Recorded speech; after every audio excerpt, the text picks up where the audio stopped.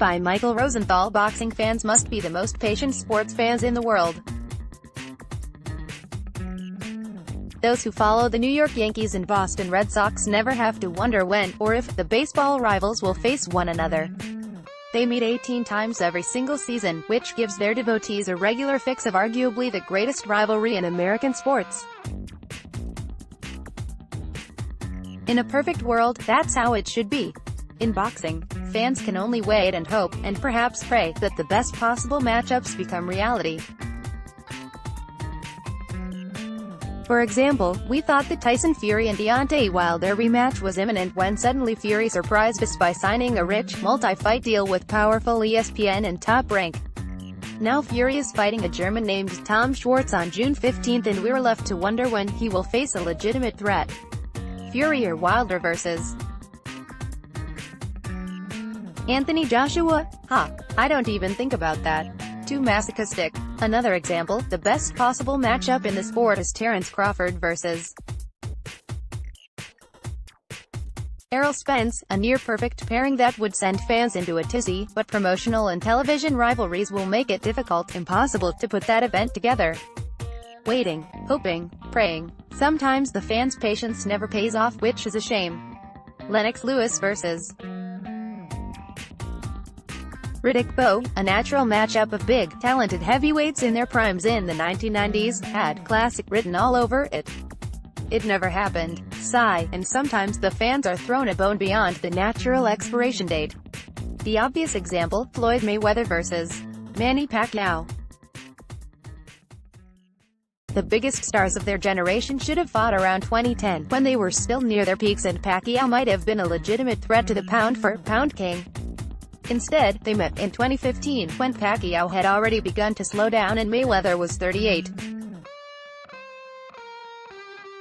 The fans, obviously desperate to see the long-to-discussed showdown, fought and did in big numbers, but they should have known that two old warhorses couldn't produce a fight worthy of the hype. What a waste. It's no wonder that boxing fans are perpetually frustrated. Why does it happen? I mentioned promotional conflicts.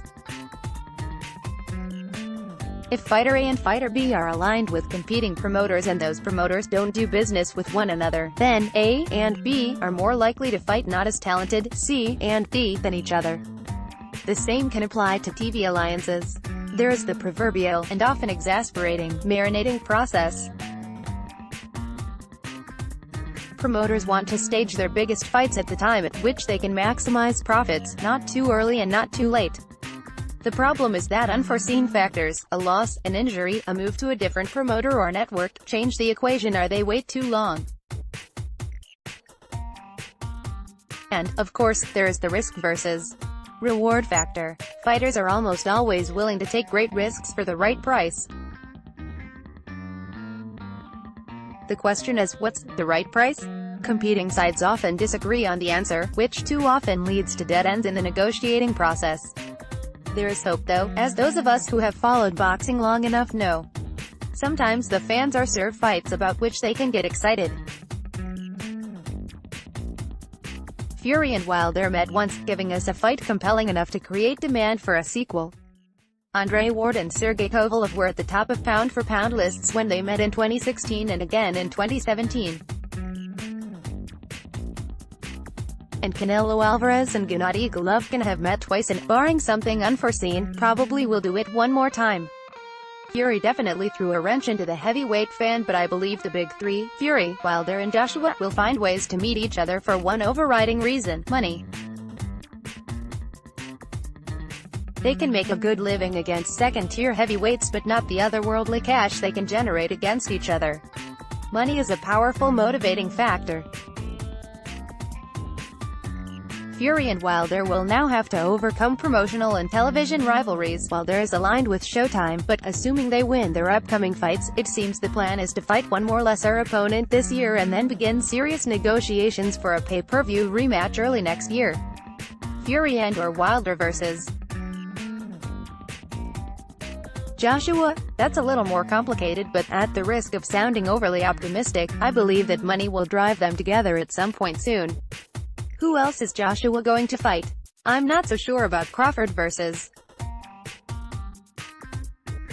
Spence, who are aligned with Top Rank, ESPN, and Premier Boxing Champions, Showtime and Fox, respectively. The fact they have said they want to fight one another, as well as Arum and Co.'s apparent willingness to discuss it with Al Heyman at PBC, gives me cautious optimism, but the process could be arduous. 1. Crawford arguably needs Spence more than Spence needs Crawford for a simple reason: most of the top 147-pounders fight for PBC.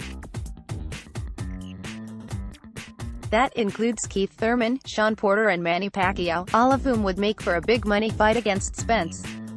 If Crawford beats Amir Khan on April 20th, he could end up fighting the unbeaten but lesser-known Egidijus Kavaliauskas next. And 2. The clock is ticking. Spence is a big welterweight, meaning he probably won't stay at 147 pounds much longer, while Crawford has fought only twice at the weight. I know, you're gritting your teeth and asking yourself, why does it have to be so difficult? This is boxing. If you stick with it through thick and thin, if you can endure the pain, you will invariably be rewarded with a gem of a matchup here and there. Waiting, hoping, praying. Michael Rosenthal was the 2018 winner of the Boxing Writers Association of America's Nat Fleischer Award for Excellence in Boxing Journalism. He has covered boxing in Los Angeles and beyond for almost 3 decades. Tags Boxing.